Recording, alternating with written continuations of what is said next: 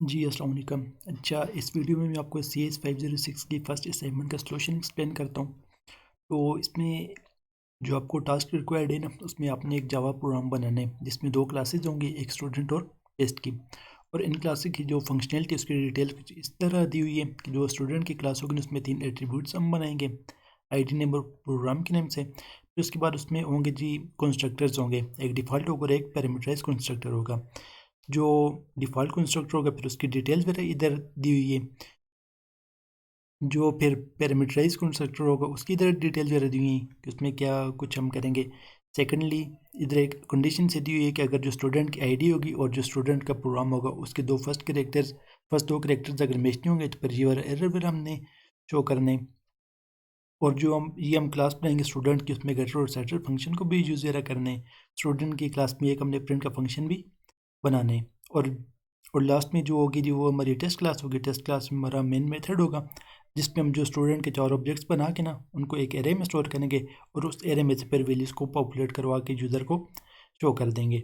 और अगर कोई एरे आउट ऑफ बाउंड चले जाते हैं तो उसका भी यूज़र को हम एरर कोई शो करवा देंगे। तो इस प्रोग्राम को अपने कोड करने के लिए आपके पास जावा जेडीके इंस्टॉल होना चाहिए। तो जेडीके इंस्टॉल करने के लिए या तो आपने इस वीडियो को फॉलो कर लेना है, इधर लिंक ऑलरेडी दिया हुआ है, ये लिंक दी हुई इस वीडियो को आपने फॉलो कर लेना है, या फिर मैं डिस्क्रिप्शन में जेडीके का लिंक आपको दे दूंगा, आपने उस जेडीके को डाउनलोड करके इंस्टॉल कर लेना है। जब आप इंस्टॉल करोगे ना तो फिर उसके बाद उसकी कुछ सेटिंग वगैरह करनी है। तो अगर आप जब उसको इंस्टॉल करोगे तो इस लोकेशन पे वो जाके इंस्टॉल्ड होगा, ये सी ड्राइव में आके प्रोग्राम फाइल्स और ये जावा के फ़ोल्डर में इस जगह पे आपको जेडीके शो होगा जैसे अभी इधर आ रहे हैं। अब इस जगह पे आप ये वाला जो एड्रेस है ना, इस लोकेशन को आपने एड्रेस को करना है कॉपी।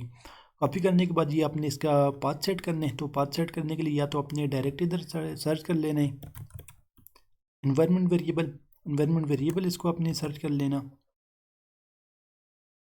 ये इन्वायरमेंट वेरिएबल आ रहे होंगे, या फिर आपने जो सेकंड प्रोसेस है वो आपने करने जी, जो दिस पीसी है या फिर माई कंप्यूटर आ रहा होगा उस पर आपने करने राइट क्लिक करके प्रॉपर्टीज़ में जाना।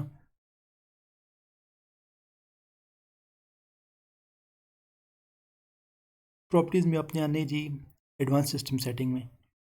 अब इधर आपको ऑप्शन शो हो रहा है इन्वायरमेंट वेरिएबल्स, इस पर आपने क्लिक करना। अब इधर आपने लिखने जी न्यू पे क्लिक करना और जो वेरिएबल के नेम होगा ना वो आपने देने जावा अंडरस्कोर होम। ये ऐसे ही अपर केस में होगा, ये जावा फिर अंडरस्कोर होम, ये आपने एग्जैक्टली ऐसे ही लिखना है। फिर जो अपने वैल्यू कॉपी की होगी ना उसको अपने इधर पेस्ट कर लेना और इसको अपने ओके कर लेना। ये एक वेरिएबल आपका सेट हो जाएगा। देन सेकंड वेरिएबल पाथ का ऑलरेडी इधर ऐसे एक वेरिएबल बना हुआ शो होगा, अगर तो बना हुआ है तो ठीक है उसको अपने एडिट करने है, अगर नहीं बना हुआ तो न्यू अपने करने, फिर वही पाथ लिख के तो आगे वो वैल्यूज़ वगैरह को भी पेस्ट कर लेने। लेकिन इसकी जो वैल्यू होगी जो पाथ वेरिएबल की ना, तो मोस्ट प्रोबेबली इधर वो पाथ का वेरिएबल ऑलरेडी बना होगा। तो आपने इसको सेलेक्ट करके इसको करने एडिट। एडिट करने के बाद इधर हमने न्यू करने, फिर वही वैल्यू लिख के फिर बैक स्लैश लगा के बिन लगा लेंगे, जैसे आपको ये फर्स्ट शो हो रही है ना, बैक स्लैश लगा के बिन आगे लिखने और इसको आपने इधर ओके कर लेने। ओके करके ये भी ओके हो जाएगा और इसको भी आपने ओके कर लेने।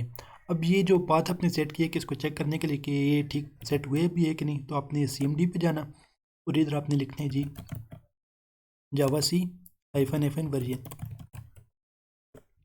और इसको अपने एंटर प्रेस करने। अगर तो आपके पास इस तरह कोई वर्जन वगैरह शो होगा तो इसका मतलब है कि जो आपने इसकी जो पाथ सेट की ना वो ठीक सेट हो गए। अगर ऐसे आपके पास नहीं शो होता तो फिर आपने अगेन इस प्रोसेस को चेक करने आपने कोई स्टेप वगैरह मिस किया होगा या फिर पाथ आपने एक ठीक सेट नहीं किया होगा। जो आपने फाइल बनानी हुई वो आप किसी भी एडिटर वगैरह में उसको आप बना सकते हो। तो मैंने ये सबलाइम टेक्स्ट में इसको यूज़ कर लूँ। आप नोट पैड या नोट पैड प्लस प्लस कोई भी आप इसको यूज़ कर सकते हो। फाइल बनाने के लिए अपने फाइल मेन्यू में आना, न्यू फाइल पे क्लिक करना और इसको पहले आपने सेव कर लेना है।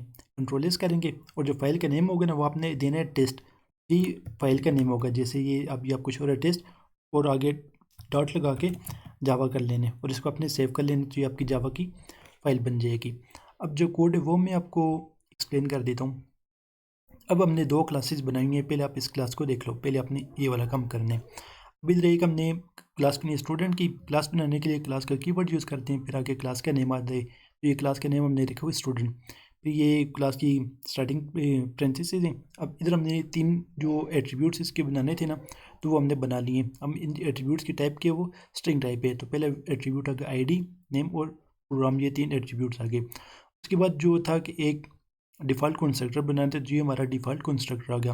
अब इधर ID में जो आपकी ID होगी ना, वो आपकी ID आ जाएगी। जो नेम में आपका जो नेम है वो आएगा, और जो प्रोग्राम में आपका जो प्रोग्राम है ना वो आ जाएगा। ये 3 वैल्यूज़ आपने अपनी जो होंगी ना उसको आपने सेट करनी है। उसके बाद आगे जी हमारे ये पैरामीटराइज कंस्ट्रक्टर है। पैरामीटराइज क्या होता है कि मतलब इस जो कंस्ट्रक्टर होगा ना उसको हमने पैरामीटर्स पास करेंगे। तो ये हमने इसको पैरामीटर्स पास किए हुए, ये 3 पैरामीटर्स हैं। अब इन पैरामीटर्स के इधर फिर हमने इनिशियलाइज कर लिए।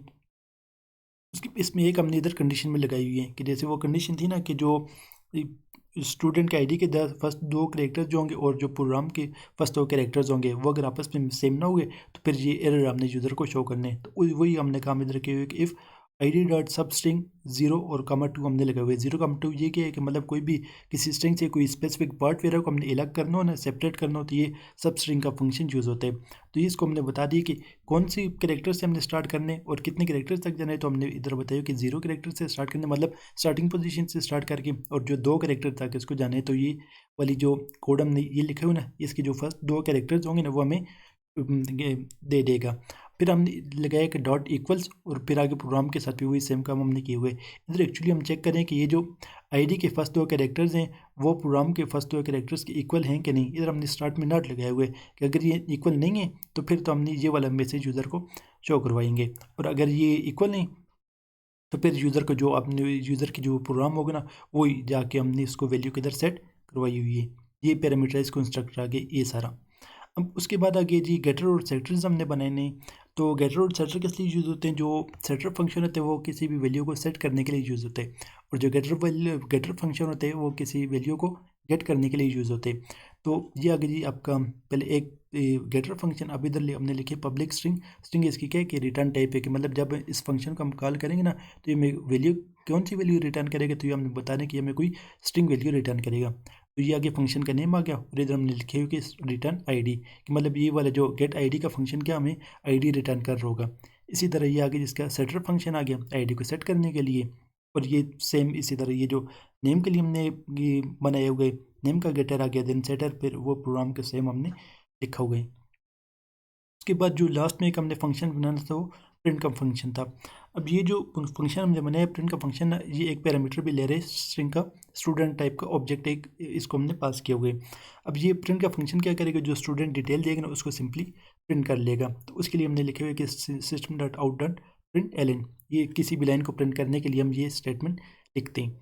अब इधर हमने लिखे हुए है कि ID, और इसको हमने कॉन्केटिनेट कर लिए एस डॉट गेट ID, कि मतलब ये वाला जो ऑब्जेक्ट है स्टूडेंट का जो हमने ऑब्जेक्ट बनाए हुए एस नेम से, उसमें से हमने ऑब्जेक्ट के साथ इस फंक्शन को कॉल किए हुए गेट ID को, कि मतलब ये वाला फंक्शन में क्या करेगा, स्टूडेंट की जो ID होगी ना वो रिटर्न कर लेगा। फिर हमने वही इधर नेम लिखे और इधर लिख लिया कि एस डॉट गेट नेम, ये स्टूडेंट के नेम हमें रिटर्न कर लेगा, और ये वाला स्टार्ट गेट प्रोग्राम स्टूडेंट का जो प्रोग्राम होगा ना वो हमें रिटर्न कर लेगा। ये जो \n हमने लगाया हुआ ये न्यू लाइन के लिए होता है, कि मतलब अगर लाइन ब्रेक देनी हो ना तो \n हम यूज़ करते हैं। अब ये तो होगी जी स्टूडेंट की क्लास होगी। अब हमने एक मेन क्लास भी बनानी थी जो कि टेस्ट क्लास है।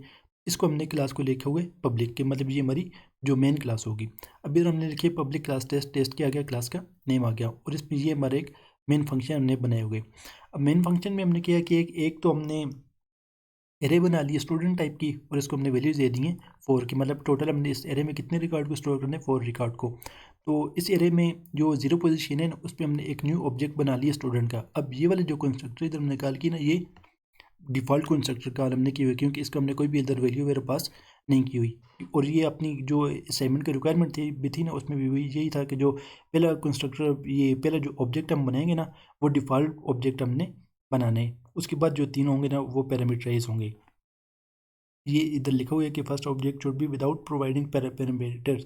ठीक है, तो मतलब जो फर्स्ट हमने ऑब्जेक्ट बनाने ना उसमें पैरामीटर्स वगैरह हमने नहीं पास करने, क्योंकि उसको हमने डिफ़ॉल्ट कंस्ट्रक्टर हमने कॉल करने। तो वही इधर हमने काम किया हुआ है। तो ये फर्स्ट पोजीशन जो एरे होती है ना उसकी जो फर्स्ट पोजीशन होती है ना उसको हम, जो फर्स्ट इंडेक्स होती है ना वो 0 से स्टार्ट होती है, तो इसीलिए हमने इसको इधर लिखा है कि ST0 = न्यू स्टूडेंट। ये स्टूडेंट का किसी भी क्लास को ऑब्जेक्ट बनाने के लिए पहले क्लास के नेम आते, फिर न्यू लगा के उस दोबारा के क्लास के नेम आ जाते। तो ये उस क्लास का स्टूडेंट का एक हमने ऑब्जेक्ट बना लिया। फिर एक और हमने ऑब्जेक्ट बनाए हुए, लेकिन ये पैरामीटराइज कंस्ट्रक्टर हमने इधर कॉल किए। पैरामीटराइज क्योंकि इसको हमने इधर ये पैरामीटर्स पास किए हुए हैं। तो इधर स्टूडेंट की आईडी कोई भी आप दे सकते हो, फिर ये स्टूडेंट के इधर नेम आ जाएगा और स्टूडेंट के इधर प्रोग्राम आ जाएगा। फिर ये स्टूडेंट 1 हो गया, फिर स्टूडेंट 2 और स्टूडेंट 3, मतलब ये 4 जो ऑब्जेक्ट्स होंगे ना, ये 4 ऑब्जेक्ट्स हमने इधर क्रिएट कर लिए हैं। फिर उसके बाद हमने एक फॉर लूप लगाए, जैसे कि असाइनमेंट में बताया था कि इसकी जो इटरेशन होगी ना वो 0 to 4 करनी है, कि मतलब ये 5 इटरेशन होंगी, 0 से स्टार्ट हो गए जिस तरह इक्वल टू 4 तक जा रहे हैं। तो इसके ये मतलब है कि ये जो लूप होगा ना, ये 5 टाइम्स चलेगा। अब जो हमारे पास टोटल स्टूडेंट के रिकॉर्ड्स हैं वो 4 है, तो जो 5th रिकॉर्ड होगा ना उस पर ये जो आउट ऑफ बाउंड एक्सेप्शन आ रही होगी, कि मतलब ये जो एरे है ना ये आउट ऑफ बाउंड जा रहा है, उसको भी हमने इधर ये कैच किए हुए। तो इसके लिए हमने ट्राई और कैच को यूज़ किया। पहले ये ट्राई ब्लॉक चलता रहेगा, तो जब ये आउट ऑफ बाउंड जाएगा एरे ना, तो फिर ये वाला कैच ब्लॉक इधर एग्जीक्यूट होगा और इधर ये वाली स्टेटमेंट आ जाएगी कि array index out of bounds. इधर हमने क्या कि स्टूडेंट के एक सिंपल ऑब्जेक्ट बना लिया, student S equal to new student, और उस स्टूडेंट एस के साथ हमने ये जो प्रिंट का फंक्शन है उसको हमने कॉल कर लिए कि एस टी, मतलब ये वाला जो ऑब्जेक्ट हमने ये एरे सा बनाया हुआ था, और इसमें आई हमने इधर पास कर लिए। आई पहले क्या होगा, फर्स्ट जो इटरेशन होगी इसमें ये 0 जाएगा, तो मतलब ये जो 0 वाले रिकॉर्ड है ना वो पहले प्रिंट हो जाएगा, फिर 2, 3 और 4 ये वाले रिकॉर्ड इधर प्रिंट हो जाएंगे। अब ये तो हो गया जी आपका कोड। अब इसको एग्जीक्यूट कैसे करने, तो एग्जीक्यूट करने के लिए जिस भी लोकेशन पे आपने इस कोड को सेव किया है आपने उस लोकेशन पे आपने आना है। जैसे मैंने ये फोल्डर एक बनाया हुआ है CS5062 का, इसमें मैंने ये फाइल को रखा हुआ है। अब जो भी हमने फोल्डर बनाए ना उस फोल्डर की ये जो एड्रेस बार में आना, और इधर आपने लिखना है CMD और इंटर प्रेस कर लेना, तो उस लोकेशन पे ये जो कमांड प्रॉम्प्ट होगा ना वो ओपन हो जाएगा। अब आपने लिखना है जावा-c test.java और इसको आपने इंटर प्रेस कर लेने। तो अगर तो आपके कोड में कोई एरर वगैरह होगा ना तो इस जगह पे आपको वो एरर शो हो जाएगा, लेकिन एरर नहीं है तो आपको इधर देख रहा होगा कि पहले जस्ट ये टेस्ट वाली फाइल थी, तो अब इसकी 2 क्लासेस भी जनरेट हो गई हैं। तो इसका ये मतलब है कि जो हमने फाइल को कंपाइल किया ना वो सक्सेसफुली कंपाइल होगी। अब इसको रन करने, तो रन करने के लिए हम लिखेंगे जावा और टेस्ट, इंटर प्रेस कर लेंगे। अब इधर आपको शो रखा कि ये जो फर्स्ट रिकॉर्ड आ रहे हैं ना, तो ये जो हमने डिफ़ॉल्ट उधर रिकॉर्ड रखा हुआ था ना उसकी वैल्यू इधर आ रही है। फिर ये जो सेकंड वाले स्टूडेंट का रिकॉर्ड आ गया, ये थर्ड, और ये फोर्थ स्टूडेंट का रिकॉर्ड। अब इधर आपको दिख रहा होगा कि ये जो फर्स्ट स्टूडेंट की हमने आईडी रखी हुई है ना, ये आईडी इसकी स्टार्टिंग आईडी के वो BSc है, और इधर भी हमने BSc इसको रखा हुई जो इसका प्रोग्राम भी है। तो इसकी इस वजह से इसमें कोई एरर वगैरह इधर नहीं शो की हो, क्योंकि इसकी आईडी भी ये जो स्टार्टिंग 2 कैरेक्टर BS है और प्रोग्राम भी इसका BS है, तो इसलिए प्रोग्राम भी डायरेक्ट इधर हमें शो हो गए। लेकिन जो सेकंड और ये थर्ड जो हमने स्टूडेंट का ऑब्जेक्ट्स बनाए हुए हैं उनमें जो हमने वैल्यू रखी है ना, इसकी ये आईडी BC से स्टार्ट हो रही है और दूसरे की BS से स्टार्ट हो रही है, और एक का जो प्रोग्राम है वो BS है और दूसरे का MCS है। तो मतलब ये जो फर्स्ट 2 कैरेक्टर्स प्रोग्राम के और आईडी के ना वो चेंज हैं, तो इसलिए इधर आपको आउटपुट में शो होगा कि प्रोग्राम में ये वाला मैसेज यूज़र को शो हो रहा है। अब ये जो फर्स्ट टाइम लूप रन होगा, फिर ये जो सेकंड टाइम होगा, ये थर्ड टाइम, ये इस जगह पे आके 4 टाइम होगा, और जब 5th टाइम रन और होगा ना तो ये वाला मैसेज यूज़र को शो हो जाएगा कि इंडेक्स आउट ऑफ बाउंड, क्योंकि जो हमने ऑब्जेक्ट्स बनाए थे वो 4 ऑब्जेक्ट्स थे। तो ये आपकी असाइनमेंट थी, आप इसको करना। कोई पॉइंट वगैरह ना समझ आया मुझसे पूछना, मैं आपको फिर भी गाइड कर दूंगा। चलो फिर, गुड लक।